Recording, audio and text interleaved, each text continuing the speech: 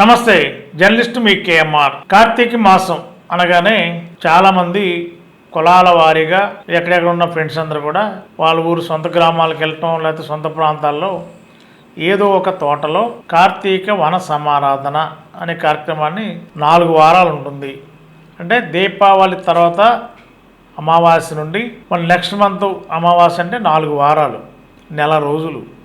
ఈ 4 ఆదివారాల్లో ఒక్కొక్క ఆదివారం నాడు దాదాపుగా 5-6 సామాజిక వర్గాల వాళ్ళ దగ్గరగా ఉన్న తోటల్లో కుటుంబ సభ్యులతో పిల్లలంతా కూడా సరదాగా కార్తీక వన సమారాధన సాంప్రదాయం కొన్ని ఏళ్లుగా నడుస్తుంది. కానీ ఈ కార్తీక వన సమారాధనల కార్యక్రమం పక్కదారు పడుతుందని కూడా కొన్ని ఆరోపణలు వస్తున్నాయి. మరి కార్తీక వన సమారాధనలకి కుటుంబాలతో పిల్లలతో సరదాగా అక్కడ ఏదైనా కల్చర్ ఈవెంట్స్ నడుస్తాయి, చక్కగా అందరు కలిపి భోజనాలు చేయడం, మళ్ళీ ప్రైజెస్ తీసుకోవడం, ఇవన్నీ నడుస్తాయి. అది కార్తీక వన సమారాధన ఒక లక్ష్యం. అది కానీ ఇప్పుడు కార్తీక వన సమారాధన పేరుతో చాలా చోట్ల తోటల్లో పేకాట బ్యాచ్ రంగంలో దిగారట. మరి వీళ్ళందరూ కూడా వేరే పని లేదు, కార్తీక వన సమారాధన అంటాం, అది ఆదివారం నాడు చేస్తారు సహజంగా. కొంతమంది వారాలు అంటే చాలామంది ఉద్యోగస్తులు లేకపోతే వ్యాపారస్తులు ఆ రోజు ఖాళీ ఉండదు కాబట్టి సండే అయితే అందరికీ ఈజీగా ఉంటుందని ప్లాన్ చేస్తారు. కానీ వీళ్ళంతా కూడా మరి దీన్ని అడ్డం పెట్టుకుని కార్తీక వన సమారాధన పేరుతో పోలీసులకి బురిడీ కొట్టి వీళ్ళు కొన్ని తోటలు ఎంచుకుని ఆ తోటల్లో వీళ్ళు ఉదయం నుండి రాత్రి వరకు విచ్చలవిడిగా పేకాట, మద్యం, ఇంకా రకరకాలు వాళ్ళ కార్యక్రమాలన్నీ కూడా నడుస్తూ ఉంటాయి అక్కడ. మరి దీనిపైన కూడా పోలీసులు దృష్టి పెట్టవలసిన అవసరం ఉంది. మరి చాలా జిల్లాల్లో, ముఖ్యంగా గోదావరి జిల్లాలో ఈ కార్తీక వన సమారాధన కార్యక్రమం చాలా సాంప్రదాయంగా జరగడం కొన్ని సంవత్సరాలుగా జరుగుతున్న ప్రక్రియ.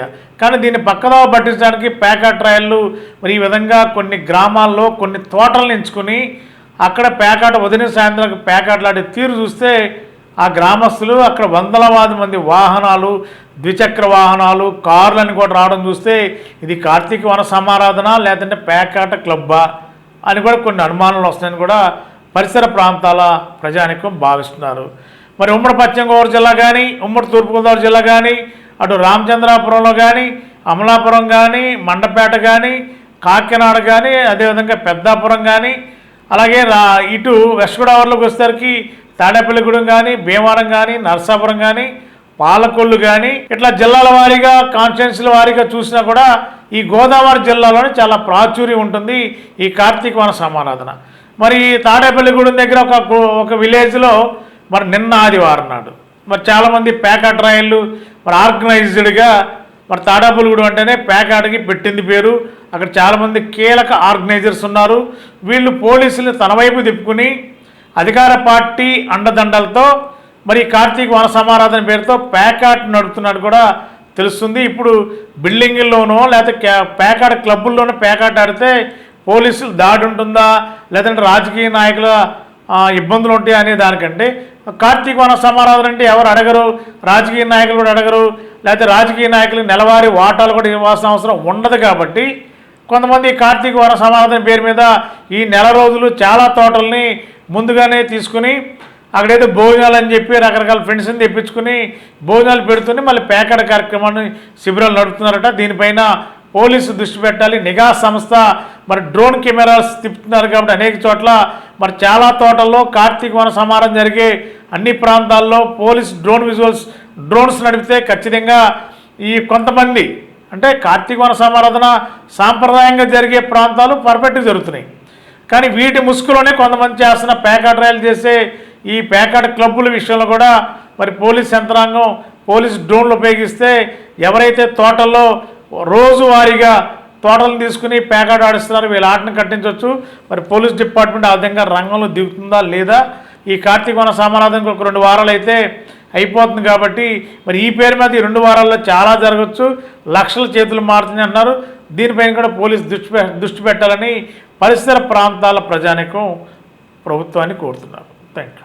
Ashram cancer care, Ashram hospitals Eluru సంయుక్త పశ్చిమ గోదావరి జిల్లాలోని అత్యుత్తమ క్యాన్సర్ వైద్యం మన ఆశ్రమ్ క్యాన్సర్ కేర్ లో సెంట్రల్ ఆంధ్రాలో తొలిసారిగా 6 డాఫ్ టెక్నాలజీ ద్వారా రేడియోథెరపీ ట్రీట్మెంట్స్ అందిస్తున్న మన Ashram cancer care breast cancer, గర్భాశయ ముఖద్వార క్యాన్సర్, జీర్ణాశయ క్యాన్సర్, బ్రెయిన్ క్యాన్సర్, నోటి క్యాన్సర్, గొంతు క్యాన్సర్, ఊపిరితిత్తుల క్యాన్సర్, బోన్ క్యాన్సర్, అండాశయ క్యాన్సర్, మూత్రకోశ క్యాన్సర్, ప్రొస్టేట్ క్యాన్సర్, చర్మ క్యాన్సర్, ఇలా క్యాన్సర్ వ్యాధి ఏదైనా చికిత్స ఆశ్రమ్ క్యాన్సర్ కేర్ లోనే. బ్రాక్కిథెరపీ, కీమోథెరపీ, రేడియోథెరపీ, సర్జికల్ ఆంకాలజీ సేవలు 24 గంటలు అందుబాటులో. డాక్టర్ ఎన్టీఆర్ వైద్య సేవ, ఎంప్లాయీస్ హెల్త్ స్కీమ్, ప్రముఖ ఇన్సూరెన్స్ కంపెనీల గుర్తింపు పొందిన హాస్పిటల్ మన Ashram cancer care hospital. Ashram cancer care, NH5, Malkapuram, Eluru, Andhra Pradesh.